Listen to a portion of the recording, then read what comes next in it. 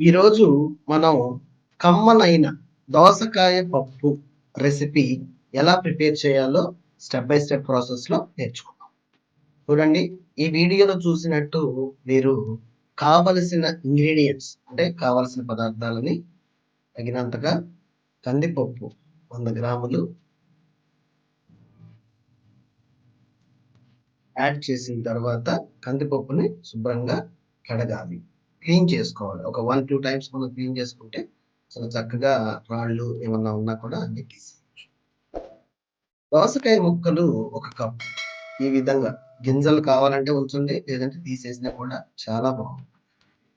అదేవిధంగా టమాటా ముక్కలు 1/2 కప్, అంటే ఒక చిన్న టమాటా తీసుకుంటే సరిపోతుంది.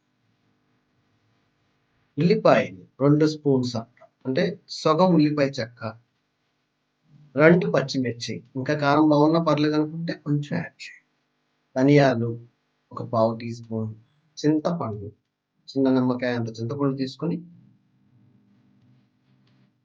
కొత్తిమీర ఒక 2 స్పూన్స్ లేదంటే చిన్న కట్ట చేతితో చక్కగా తురిమేసేసుకొని, 3 కప్పులు, ఎందుకంటే 1 కప్పు మనం కందిపప్పు యాడ్ చేస్తే ఒక 3 కప్పులు అదే కప్పు అంత వాటర్ యాడ్ చేసుకుని లైట్గా పసుపుతో ఇవన్నిటిని కలిపేసి, వాటర్ ఉంటుంది కాబట్టి మనం చాలా చక్కగా సింపుల్గా కలిపేసేసి కొద్దిగా ఆయిల్ లైట్గా ఒక 2 చెంచాలంత ఆయిల్ యాడ్ చేసుకుంటే మనకి పప్పులో మెత్తగా ఉడికి చాలా బాగా వస్తుంది. ఒక 5 విజిల్స్ మన కుక్కర్లో, ప్రెషర్ కుక్కర్లో 5 విజిల్స్ వచ్చిన తర్వాత ఒకసారి చెక్ చేయండి, పప్పు కన్సిస్టెంట్గా బాగా మెత్తగా ఉడికిపోయిందా లేదు. ఇప్పుడు సాల్ట్ యాడ్ చేయండి, కొంచెం సాల్ట్, కొంచెం కారం, ఎంత మీకు సరిపోతుంది అనిపిస్తే అంత. నేనైతే హాఫ్ టీ స్పూన్ అంత యాడ్ చేయడం జరిగింది. సో ఆ విధంగా మీరు దాన్ని ప్లాన్ చేసి, కొంచెం కారం ఎక్కువ తింటాము, పులుపు ఉంది పర్లేదు అనుకుంటే యూ జస్ట్ యాడ్.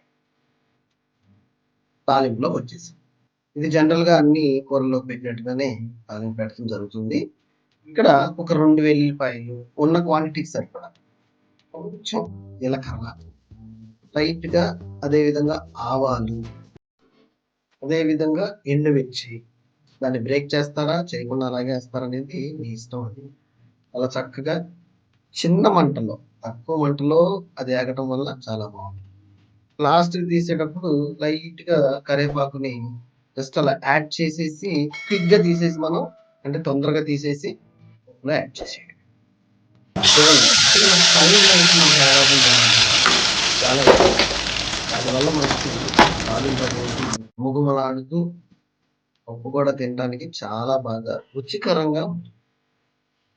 సో ఇంత ప్రాసెస్ కంప్లీట్ అయిపోయిన తర్వాత మనం ఇంకా వెయిట్ చేస్తామా?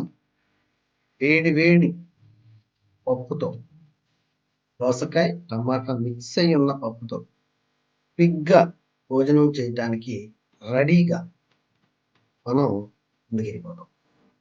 ఆ విధంగా మరిన్ని ఇలాంటి వీడియోస్ కోసం లైక్ చేసి సబ్స్క్రైబ్ చేయండి. ఫ్రెండ్స్ అండ్ ఫ్యామిలీస్ ఎవరన్నా వంట నేను వండలేకపోతున్నా అనే వాళ్ళకి షేర్ చేయండి, హెల్ప్ చేస్తున్నాను. వరకు సెలవు. మరి యొక్క కొత్త రెసిపీలో మళ్ళీ ధన్యవాదాలు.